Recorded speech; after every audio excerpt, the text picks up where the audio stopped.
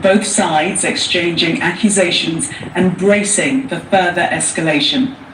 And now, there have been reports in the last hour of Indian and Pakistani troops shelling each other at 3 locations. A little while ago, the Indian Armed Forces launched Operation Sindoor, hitting terrorist infrastructure in Pakistan and Pakistan-occupied Jammu and Kashmir, from where terrorist attacks against India have been planned and directed. Altogether, 9 sites have been targeted. Our actions have been focused, measured and non-escalatory in nature. No Pakistani military facilities have been targeted. India has demonstrated considerable restraint in selection of targets and method of execution. These steps come in the wake of the barbaric Pahalgam terrorist attack, in which 25 Indians and 1 Nepali citizen were murdered. We are living up to the commitment that those responsible for this attack will be held accountable. There will be detailed briefing on Operation Sindoor later today.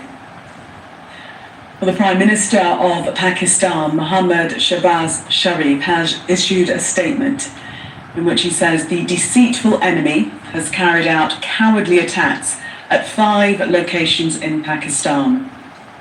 Pakistan has every right to give a full and strong response to this act of war imposed by India, and a full response is being given.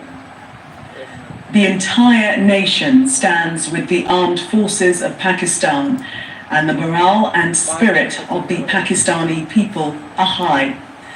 The Pakistani nation and the armed forces of Pakistan know well how to deal with the enemy. We will never allow the enemy to succeed in its nefarious objectives. Well, let's take you to New Delhi and our correspondent there, Neville Lazarus. Neville, that very bellicose response from the Pakistani Prime Minister there.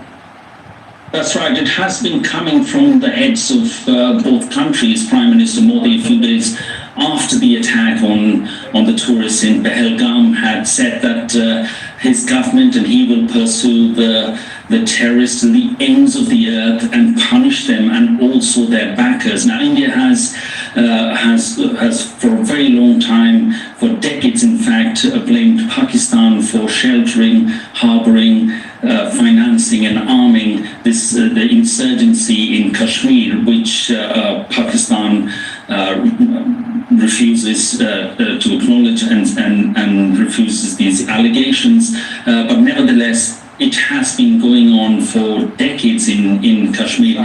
This attack that took place on the 22nd of April was very significant because it happened, the targets were tourists. Earlier in all these previous attacks in Kashmir, tourists were never sort of targeted and in such large numbers. Now, it's very significant this operation has been named Operation Sindoor, because Sindoor is a Hindi word. It's the red color, the red powder which married women wear on their forehead for the long life of their husbands. It's sort of an indication that the woman is married when she wears this Sindoor. Now, in this attack on the 22nd, it was all the men who were killed. They were targeted. The families were put together, and the men were shot. In fact, we've heard from one eyewitness, a woman who was there on a honeymoon, and her husband was killed.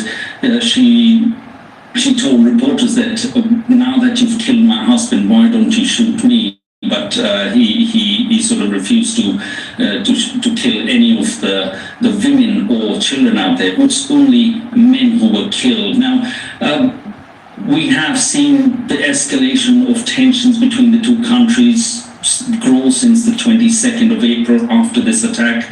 There has been these bellicose statements made by the Prime Minister, the Defence Minister out here, various government ministers and officials.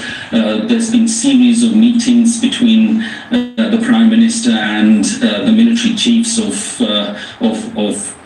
the military, of the Indian Army, the Air Force and Navy. Even yesterday there was the National Security Advisor with the Defence Minister met with the military chiefs. There was an independent meeting between the Prime Minister and the Air Force Chief here in India yesterday, and we could feel there is something building up. Now, the government, the Prime Minister has in several of made public statements that they will take some sort of revenge, retribution that will happen for this attack, and we've seen a culmination of that.